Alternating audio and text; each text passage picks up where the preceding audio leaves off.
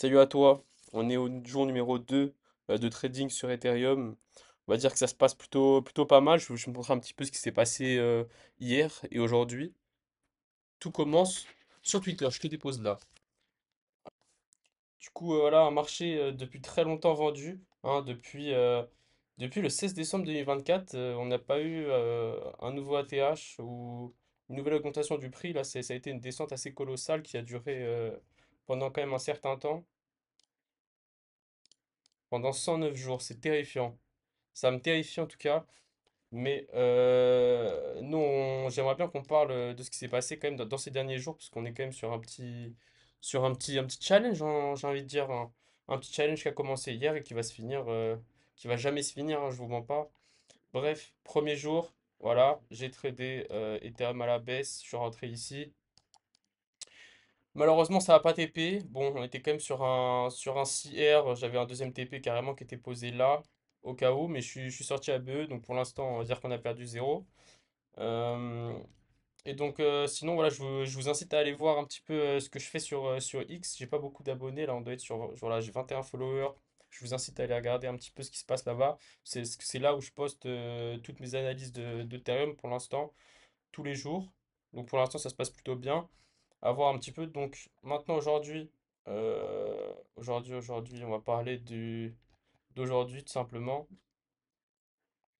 Du coup, voilà, je vous explique un petit peu ce qui s'est passé. J'ai deux hypothèses, moi, sur l'évolution que peut avoir Ethereum dans les prochains jours. Moi, je suis archi bear, hein. Je vends le marché plus que je ne l'achète, hein. Comment dire? Pour gagner de l'argent, c'est simple, hein. Enfin, c'est simple. Non, c'est pas simple du tout. Mais vendez du vert et achetez du rouge. C'est ça qui vous fera gagner de l'argent. C'est pas en achetant au top que vous allez gagner de l'argent. Vous comprenez un petit peu ce que je vous dis ou pas? C'est c'est pas simple. C'est pas simple, hein, mais quand tu vois du vert, faut pas acheter. Ouais, voilà. Je me perds un petit peu dans ce que je veux faire. Première hypothèse, le piège haussier. Le piège haussier, c'est ça, là. La liquidité est trop puissante et le prix remonte pour se faire piéger rapidement. Donc c'est un petit peu ce que je joue en ce moment. Voilà, avec tac, tac, tac. Avec ce jeune trade qui va un petit peu à l'encontre de ce que je peux penser. Voilà, c'est un petit 3R. Je suis pas rentré avec beaucoup d'argent, c'est juste histoire de voir un petit peu comment ça se passe. Mais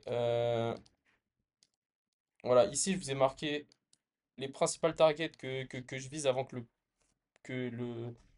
que le prix parvienne à se retourner.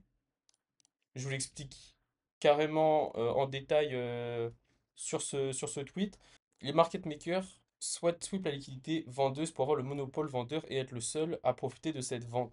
Hein, comme je vous le répète, c'est un monde de requins. Donc quand vous gagnez, c'est que quelqu'un perd. Et quand les market makers qui gagnent le plus souvent, donc gagnent sur vous, sur votre liquidité que vous allez placer en trade et que vous allez perdre, c'est eux qui vont gagner de l'argent. Et je vous ai marqué du coup les principales zones rouges intéressantes dans l'évolution où le prix viendrait se retourner par ici et on pourrait éventuellement trouver un trade à la baisse à partir de ces du coup deux lignes rouges que je vous ai placées ici.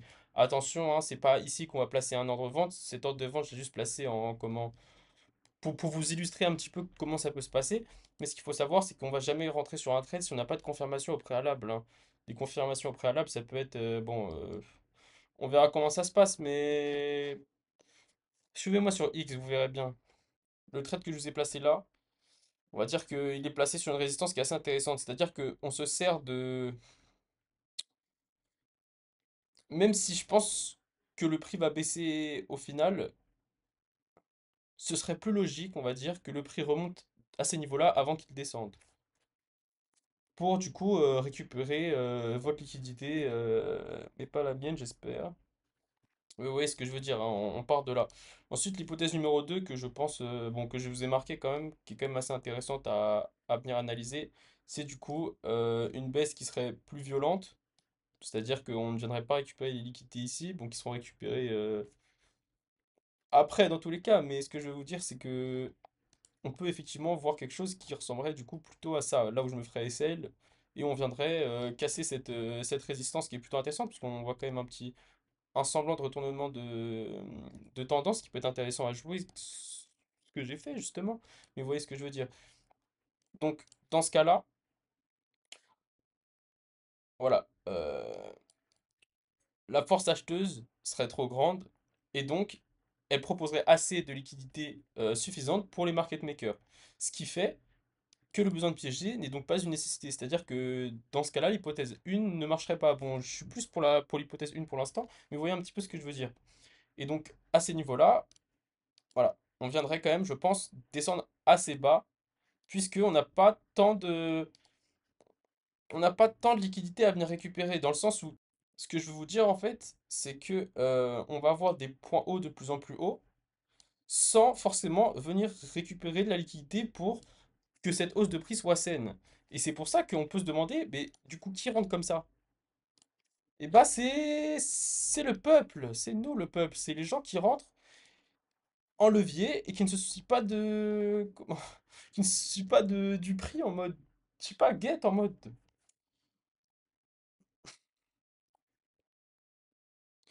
Ce que je veux vous faire comprendre en fait, c'est que cette relation entre le temps, bougie et volatilité, ce que je veux vous faire comprendre en fait, c'est cette relation entre le temps et la volatilité. Une explosion à la hausse qui prend du temps, c'est-à-dire plusieurs bougies haussières qui laissent le temps au peuple MDR de se positionner en levier, c'est un red flag. Donc ça, c'est un red flag. Donc ça, c'est de la liquidité où le prix peut potentiellement redescendre pour aller récupérer. On va avoir la liquidité ici, donc c'est pour ça qu'en fait je m'étais positionné comme ça. C'est qu'on va avoir un petit peu le même pattern, hein. Même si celui-là il est un peu plus propre, on va dire que celui-là il est dégueulasse. Mais ouais, voilà. Si vous avez bien lu du coup ce que je vous ai écrit sur le thread, vous devrez quand même commencer à comprendre un petit peu mon objectif qui est de vous partager mon expérience. Si ça pue la merde, ça va pas mettre. Du coup, pour clôturer, je suis assez optimiste quand même sur cette première hypothèse qui est de ce piège. Bon, bah, je me place pas n'importe comment, j'allais vous dire. Et on attend du coup d'une évolution de la structure. Donc, voir un petit peu comment ça se passe à des niveaux clés plutôt intéressants, comme par exemple celui-ci. Voilà, celui-ci que je vous ai tracé là, et celui-là. Voir un petit peu ce qui se passe. Voir un petit peu si on a des cassures où on peut se permettre de rentrer. Voilà. Je vous ai fait un. C'est dégueulasse. Je voulais faire ça en mode. Ah, voilà, c'est un exemple, c'est un exemple. C'est pour ça que je vous montre que. Enfin, c'est pour ça que je vous ai dit tout à l'heure que ce trait-là, en fait, il est juste indicatif, il est juste là pour illustrer. Merci d'avoir suivi, ça me fait extrêmement plaisir.